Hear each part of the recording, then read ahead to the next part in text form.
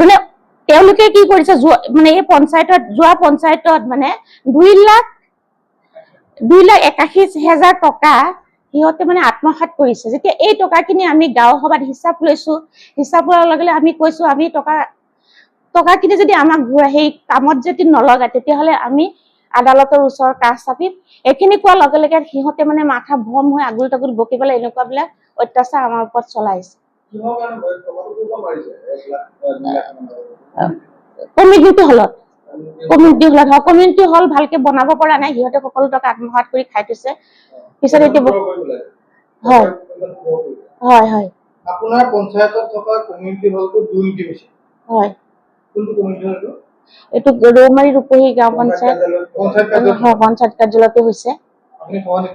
হয়, মই সভানেত্ৰী হওঁ। আত্মসাৎ কৰিছে যিকেইটা দালাল চক্ৰ কৈছো সেইকেইজনে।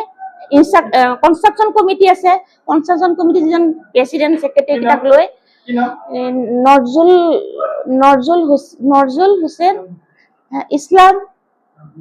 ইছলাম উদ্দিন, এইকেইজন, ৰজুৱালা কবিৰ আৰু কামাল উদ্দিন, এইকেইজন লগত লৈ পেলাই সম্পূৰ্ণ মানে এনেকুৱা দালালি কৰি আছে পঞ্চায়তত আহি পেলাই। সভানেত্ৰী হওঁ।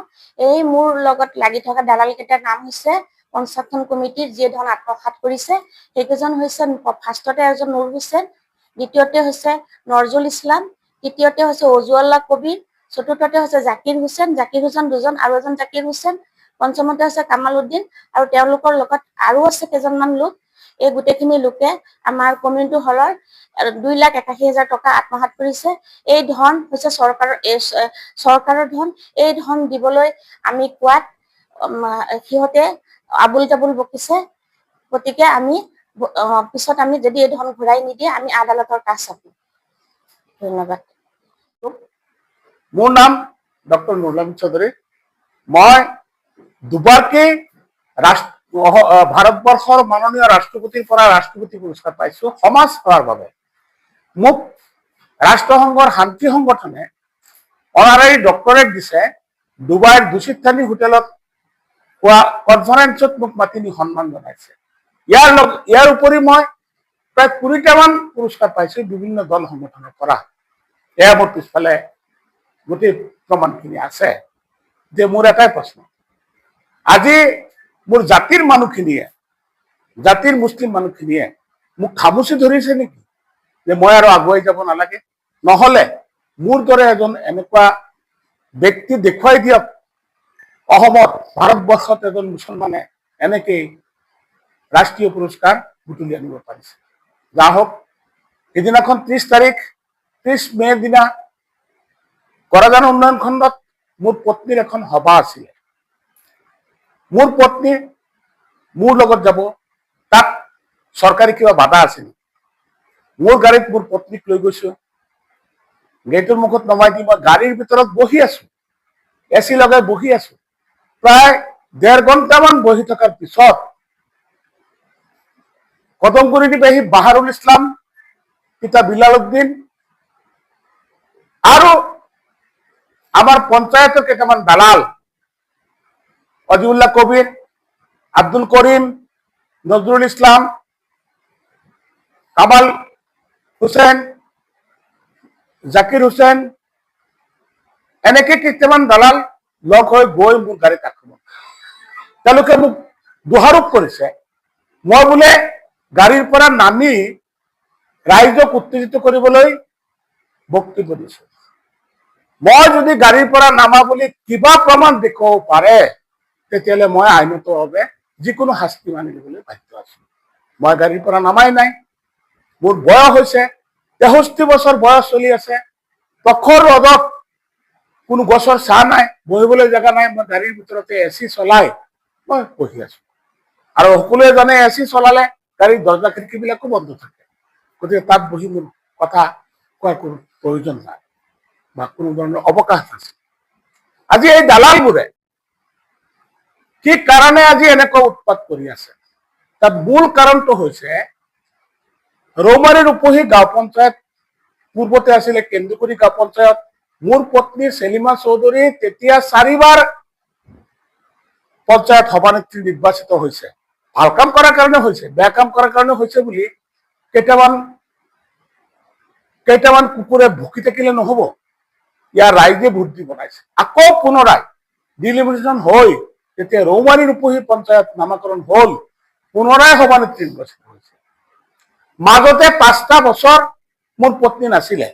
এই 5 বছৰৰ ভিতৰত এই দালাল চক্ৰটোৱে, তেওঁলোক বোলে বিজেপি কৰ্মী, আগতে কংগ্ৰেছী আছিল, এতিয়া বোলে বিজেপি কৰ্মী, তেওঁলোকে বিজেপিৰ দোহাই দি নগাঁও জিলাৰ কেইজনমান বিধায়কৰ সহায় লৈ পঞ্চায়তটোত অবাধ লুণ্ঠন চলাইছে। সেই লুণ্ঠনৰ এটা প্ৰমাণ হৈছে গৰাজান উন্নয়ন খণ্ডৰ কাৰ্যবাহী অভিযন্তাৰ দ্বাৰা ইনস্পেকশন কৰাই কমিউনিটি হল কেন্দ্ৰীয় জিপি অফিচ এই প্ৰজেক্টটোত 2,81,000 টকা আত্মসাৎ কৰিছে বুলি ৰিপৰ্ট ইতিমধ্যে প্ৰতিবেদন দাখিল কৰিছে। তাৰ ওপৰত ৰৌমাৰী ৰূপহী গাঁও পঞ্চায়তৰ গাঁও সভাত যোৱা 20 মে তাৰিখে প্ৰস্তাৱ লোৱা হৈছে, উক্ত টকা ঘূৰাই যদি নিদিয়ে 31 মেৰ ভিতৰত, তেতিয়াহ'লে পঞ্চায়ত সভানেত্ৰীয়ে আদালতৰ আশ্ৰয় ল'বলৈ গাঁও সভাই প্ৰস্তাৱ লয়। এই প্ৰস্তাৱ লোৱাৰ পিছত এই মানুহখিনি কুকুৰৰ দৰে পাগল হৈ গৈছে। সিহঁতে মোক য'তে পায়, মোৰ পত্নীক য'তে পায় তাতে আক্ৰমণ কৰিবলৈ চেষ্টা কৰিছে, আৰু তাৰ প্ৰতিফলন ঘটিছে গৰাজান উন্নয়ন খণ্ডত। ইয়াৰ উপৰি আজি এই পঞ্চায়তত গাঁও সভাৰ কোনো প্ৰস্তাৱ নোহোৱাকৈ কেইবাটাও আঁচনি তেওঁলোকে বিভাগীয় ৰাজনৈতিক ক্ষমতা প্ৰয়োগ কৰি বিভাগীয় কৰ্তৃপক্ষৰ অনুমোদন সাপেক্ষে কাম চলাই আছে। তাৰ ওপৰত মই RTI কৰিছো। RTI কৰাৰ পিছত সেই দালাল চক্ৰৰ কামবিলাক বন্ধ হৈ গ'ল, আৰু দালাল চক্ৰটোৱে দালালি কৰিব নোৱাৰি তেওঁলোকে এনেকুৱা আবুল তাবুল বকি আছে, তেওঁলোকৰ মতিভ্ৰম হৈছে। আজি আৰু এটা স্কিম পঞ্চায়তৰ পৰা সিদিনাখন গাঁও সভাত আমি গম পাইছো, 1,80,000 টকা মোকলাই দিয়া হৈছে 2,91,000 টকাৰ ভিতৰত। সেই আঁচনিত টকা এতিয়ালৈকে খৰচ কৰা নাই, মাত্ৰ 50-60,000 টকা খৰচ কৰি বাকী টকা তেওঁলোকে আত্মসাৎ কৰিছে। আৰু সেই কামটো 10 জুনৰ ভিতৰত সম্পূৰ্ণ কৰি দিব নোৱাৰিলে তেওঁলোকৰ ওপৰত আদালতৰ আশ্ৰয় লোৱা হ'ব বুলি গাঁও সভাই প্ৰস্তাৱ।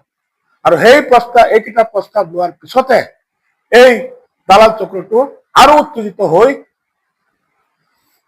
মোৰ ওপৰত, মোৰ পত্নীৰ ওপৰত এনেকুৱা আক্ৰমণাত্মক ভূমিকা লৈছে।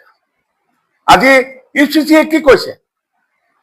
কোনো মহিলাই পৰকীয়া কৰিব নোৱাৰিব, পৰপুৰুষৰ লগত সম্পৰ্ক কৰিব নোৱাৰিব, কোনো পুৰুষে পৰনাৰীৰ লগত সম্পৰ্ক কৰিব নোৱাৰিব। এতিয়া মোৰ পত্নীক বেলেগ পুৰুষৰ লগত উঠাই দিম নেকি, নে মোৰ লগত ৰাখিম?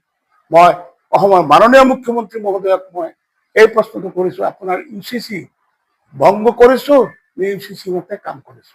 দ্বিতীয় কথা হ'ল যে মাননীয় মুখ্যমন্ত্ৰী মহোদয়ে এটা ঘোষণা দিছে, আমি আনন্দিত যে পঞ্চায়তত কোনো প্ৰতিনিধিয়ে ঘুষ ল'ব নোৱাৰে, উৎকোচ ল'ব নোৱাৰে, টকা ল'ব নোৱাৰে। চৰকাৰী ধন যথাযথভাৱে প্ৰয়োগ হ'ব লাগিব। আজি আপোনাৰ দলৰ এইকেইটা কেনেকুৱা নেতা মই নাজানো, আপোনাৰ দলৰ নেতা আপোনাৰ দোহাই দি আমাৰ এই পঞ্চায়তত লুণ্ঠন চলাইছে, তাৰ ওপৰত আপুনি কি ক'ব? এই কথাটো মই অসমৰ জনপ্ৰিয়, দক্ষ ও সন্মানীয় মুখ্যমন্ত্ৰী ডক্টৰ হিমন্ত বিশ্ব শৰ্মাৰ ওচৰলৈ সন্মান সহকাৰে মই এই প্ৰশ্ন উত্থাপন কৰিছো।